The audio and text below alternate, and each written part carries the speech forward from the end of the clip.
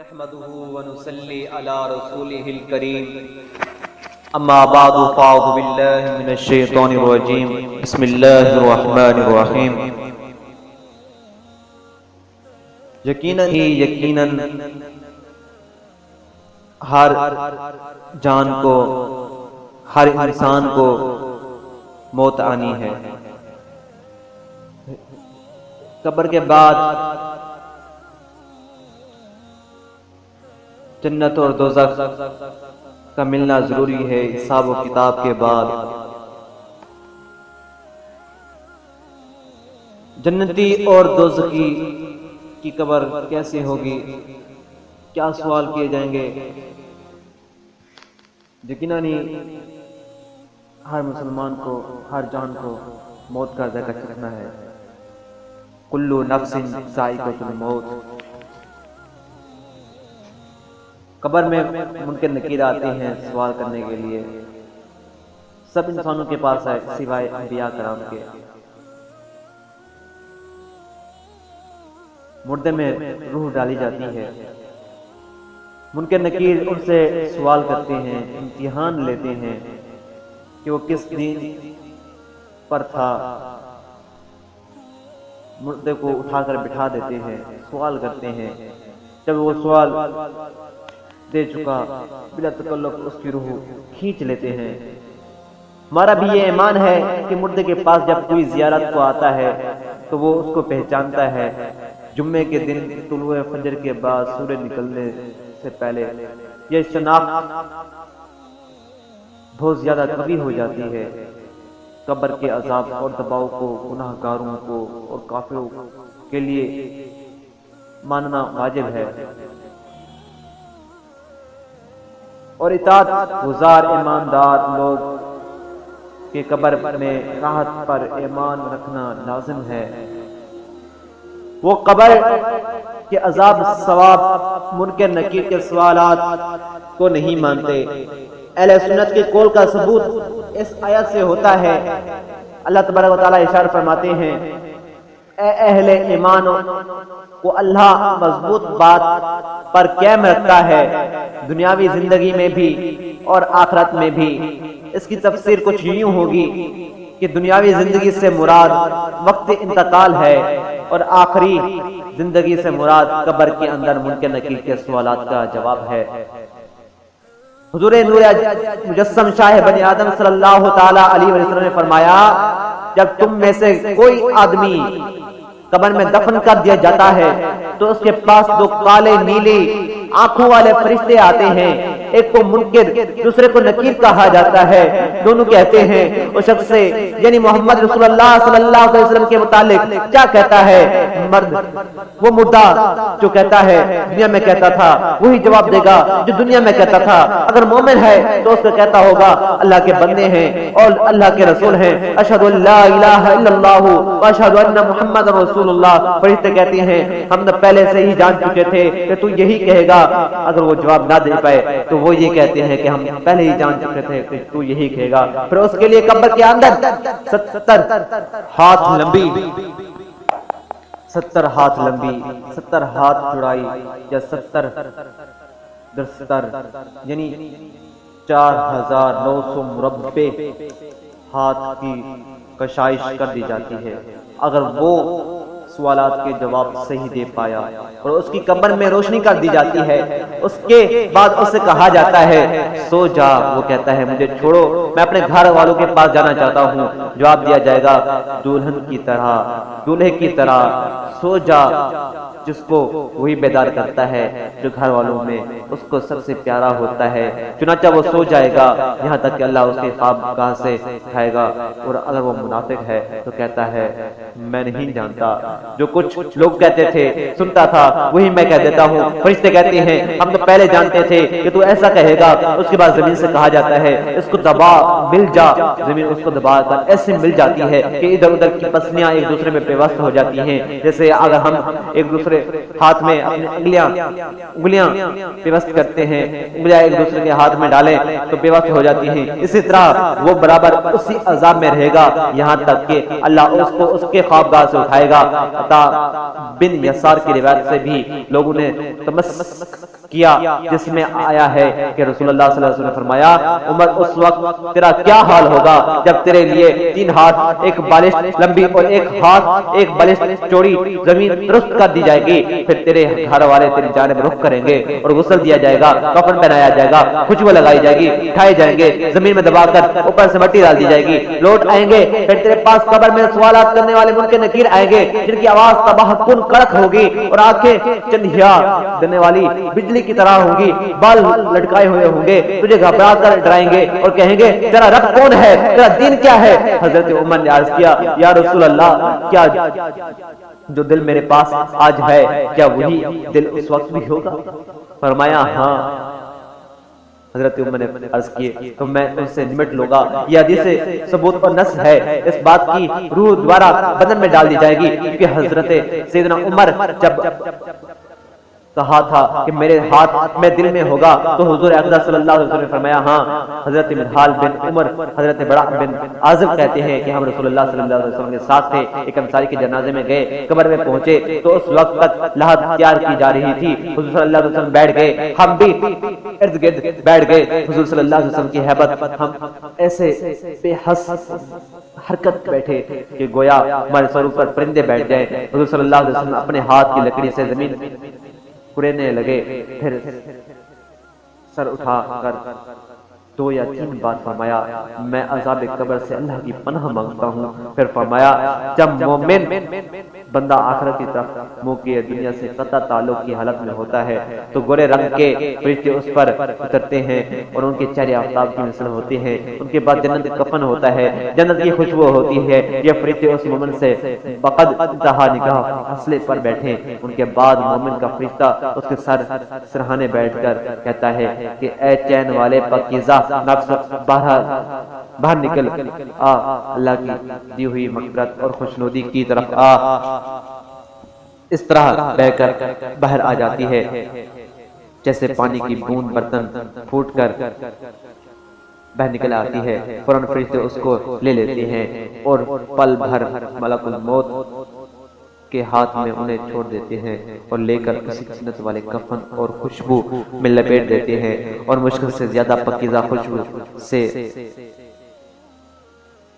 لپیٹ دیتے ہیں، اسے خوشبو آ رہی ہوتی ہے، پھر اس کو لے کر اوپر کو چڑھتے ہیں، ملائکہ جس گروہ کی طرف اس کا گزر ہوتا ہے سب کہتے ہیں یہ خوشبو پکیزہ ہے، کیسی ہے؟ روح کو لے جانے والے مردے کا سب سے اچھا نام لے کر کہتے ہیں یہ فلاں بن فلاں ہے، پھر آسمان تک اس کو لے کر جاتا ہے، دروازے کھول دیے جاتے ہیں، دروازے کھول دیے جاتے ہیں، کھلوائے جاتے ہیں، فرشتے اس کا استقبال کرتے ہیں اور والے بلا آسمان تک اس کے ساتھ رہتے ہیں، یہاں تک کہ یوں ہی 7ویں آسمان تک پہنچا دیا جاتا ہے۔ اللہ تعالیٰ فرماتا ہے اس کی کتاب کا علیین میں اندراج کر لو، لکھ لو اور زمین کی طرف دوبارہ لے جاؤ، میں نے زمین کو ان کو پیدا کیا، اس میں لٹائیں گے اور اسی سے دوبارہ برآمد کریں گے، چنانچہ روح کو دوبارہ جسم میں لٹا دیا جاتا ہے۔ تو فرشتے آ کر اسے کہتے ہیں تیرا رب کون ہے، تیرا دین کون سا ہے؟ وہ کہتا ہے میرا رب اللہ ہے، میرا دین اسلام ہے۔ دونوں فرشتے کہتے ہیں تو اس شخص کے متعلق کیا کہتا ہے جس کو تم لوگوں میں بھیجا گیا تھا؟ وہ کہتا ہے کہ وہ تو اللہ کے رسول ہے، حق بات لے کر ہمارے پاس آئے تھے۔ دونوں فرشتے کہتے ہیں تجھے اس بات کا علم کیسے ہوا؟ وہ کہتا ہے کہ میں نے اللہ کی کتاب قرآن کو پڑھا تھا، اس پر ایمان لایا تھا، اس کی تصدیق کی تھی۔ اس وقت آسمان سے ایک پھکارنے والا ندا دے گا میرے بندے نے سچ کہا، اس کے لیے جنت کا بستر بچھا دو، اس کو جنت کا لباس پہنا دو، اس کے لیے جنت کا ایک دروازہ کھول دو، چنانچہ اس کو جنت کی ہوا اور خوشبو آنے لگے گی۔ اس کی قبر جہاں تک حد نظر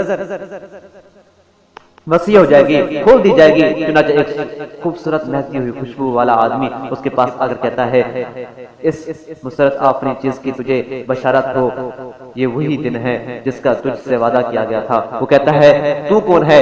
آنے والا کہتا ہے میں تیرا اعمال صالح نیک اعمال ہوں۔ اس بندہ سے کہتا ہے پروردگار قیامت برپا کر دے۔ حضور صلی اللہ علیہ وسلم نے فرمایا جب بندہ کافر کے سامنے آخرت اور دنیا سے قطع تعلق کا وقت ہوتا ہے تو اللہ اس پر کچھ کالے منہ والے ملائکہ اتار دیتا ہے، وہ ایک ٹاٹ ساتھ لے کر انتہا نگاہ کے فاصلے پر بیٹھ جاتے ہیں۔ پھر موت کا فرشتہ آ کر اس کے سرہانے بیٹھ جاتا ہے، کہتا ہے اے خبیث روح باہر نکل آ، اللہ کی ناراضگی اور غضب کی طرف آ۔ روح ڈر کے مارے تمام اعضاء میں پھیل جاتی ہے۔ ملک الموت اس کو اس طرح کھینچتا ہے جیسے بھیگے ہوئے اون میں کانٹوں دار کیل کھینچی جاتی ہے، اس کی رگیں پھٹے ٹوٹ جاتی ہیں۔ فرشتے اس کو لے کر ٹاٹ میں لٹا دیتے ہیں، اس سے مردار سے زیادہ بری بو نکلتی ہے۔ فرشتے اس کو چھڑا لے جاتے ہیں اور جس گروہ فرشتے کی طرف سے جاتے ہیں وہ یہی کہتے ہیں یہ خبیث بو کہاں سے آئی ہے؟ روح کو لے جانے والے فرشتے اس مردے کا سب سے برا نام لے کر کہتے ہیں یہ فلاں بن فلاں ہے۔ پھر آسمان دنیا تک پہنچتے ہیں، دروازہ کھلوانے جاتے ہیں تو دروازے نہیں کھولے جاتے۔ اس کے بعد رسول صلی اللہ علیہ وسلم نے آیت تلاوت فرمائی لا تفتح له الابواب السماء، تلاوت فرمائی۔ اللہ تبارک و تعالیٰ فرماتا ہے اس کی کتاب کو علیین میں درج کر لو، اس کے بعد اس کی روح کو پھینک دیا جاتا ہے۔ یہ فرمانے کے بعد حضور صلی اللہ علیہ وسلم نے یہ آیت تلاوت فرمائی من یشرک باللہ فکأنما، یعنی اس کی روح دوبارہ بدن میں بتا دی جاتی ہے اور 2 دن فرشتے آ کر اس کو بٹھاتے ہیں اور کہتے ہیں تیرا رب کون ہے؟ وہ کہتا ہے ہائے ہائے ہائے مجھے نہیں معلوم۔ فرشتے کہتے ہیں تیرا دین کون سا ہے؟ تیرا دین کیا ہے؟ وہ کہتا ہے ہائے ہائے میں نہیں جانتا۔ فرشتے کہتے ہیں یہ شخص جس کی بعث تم لوگوں میں ہوئی تھی اس کے متعلق تو کیا جانتا ہے؟ وہ کہتا ہے ہائے ہائے میں نہیں جانتا۔ اس وقت ایک منادی ندا دے گا میرا بندے نے جھوٹ کہا، اس کے لیے آگ کا بستر بچھا دو، آگ کے کپڑے پہنا دو، دوزخ کا ایک دروازہ کھول دو۔ چنانچہ دوزخ کی کچھ گرمی اور لو اس کی طرف آتی رہے، قبر اتنی تنگ ہو جاتی ہے ادھر کی ادھر پسلیاں بے بس ہو جاتی ہیں اور ایک شخص بدصورت لباس بدبودار آ کر کہتا ہے تکلیف آگین حالات کی تجھے بشارت ہو، یہ وہ دن ہے جس کا وعدہ تجھ سے کیا گیا تھا۔ وہ کہتا ہے کہ تو کون ہے؟ آنے والا کہتا ہے میں تیرا اعمال بد ہوں۔ مردہ کہتا ہے پروردگار قیامت برپا نہ کر۔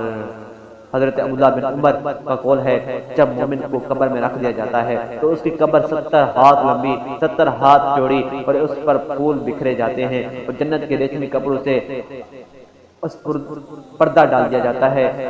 اب اگر اس کے پاس قرآن کا کوئی حصہ یعنی قرآن کا کچھ حصہ اس کو یاد آ جاتا ہے تو اس کو پڑھا جاتا ہے تو اس کا نور اس کے لیے کافی ہوتا ہے، ورنہ آفتاب کے نور کی طرح اس کے لیے روشنی کر دی جاتی ہے۔ اس کی حالت اس دلہن کی طرح ہوتی ہے جس کو بیدار کرنے والا سوائے اس کے پیارے اور کوئی نہیں ہوتا۔ وہ سو کر اٹھتا ہے تو ایسا معلوم ہوتا ہے کہ ابھی اس کی نیند پوری نہیں ہوئی، اور کافر جب قبر میں رکھا جاتا ہے تو اس پر قبر تنگ ہو جاتی ہے، اس کی پسلیاں اندر گھس جاتی ہیں، بختی اونٹ کے برابر سانپ اس پر چھوڑ دیے جاتے ہیں۔ سانپ اس کا گوشت کھاتے کھاتے سوا ہڈیوں کے کچھ نہیں چھوڑتے اور کچھ گونگے بہرے اندھے شیطان اس پر چھوڑ دیے جاتے ہیں۔ شیطان رحیم سے یہی مراد ہے، یعنی ان کے پاس لوہے کے گرز ہوتے ہیں جن سے اس کو مارتے ہیں اور نہ ان کی آواز سنتے ہیں نہ اس کو دیکھتے ہیں کہ رحم کریں، صبح شام اس کی پیشی آگ ہوتی ہے۔ یہ تمام احادیث مبارکہ قبر کے عذاب کے ثواب پر دلالت کرتی ہیں۔ اگر کوئی اعتراض کرے